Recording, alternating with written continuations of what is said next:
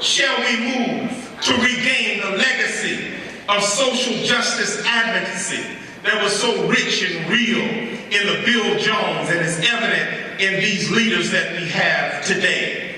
How is it that the called and equipped and the educated and the inspired have left that first passion?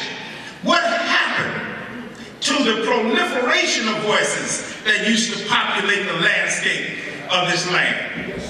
I am a homo unius libre like Wesley, man of one book, and there is an answer for that found in the scripture. 1 Kings 14, verse 25 and 28.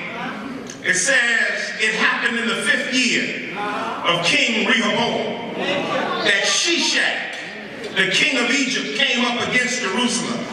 And he took away the treasures of the house of the Lord and the treasures of the king's house. And he took away everything. He also took away the gold shields which Solomon had made. Then King Rehoboam made brass shields in their place and committed them to the hands of the captains of the guard who guarded the doorway of the king's house. And whenever the king entered the house of the Lord, the guards carried the brass shields and then brought them back to the guard room and hung them on the wall.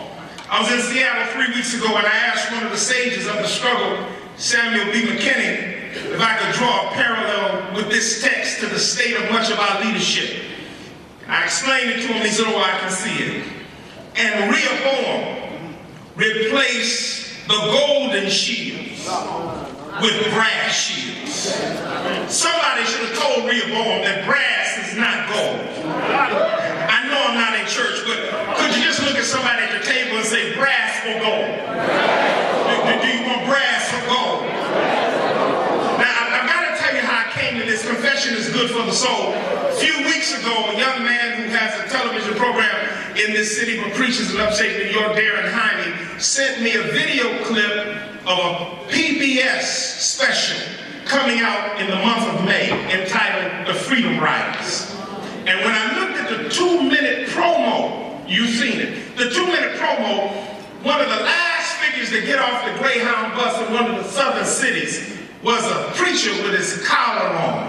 Now that same preacher was the chairman of CORE in Syracuse and then later became the chairman of the NAACP. That same preacher insisted that black studies be integrated into the school's curriculum. And then when Nine of the Mohawks said they would never hire a Negro, he chained himself on the inside door of Nine of the Mohawks saying that I will not leave until you hire a Negro. Well, that same preacher was my father.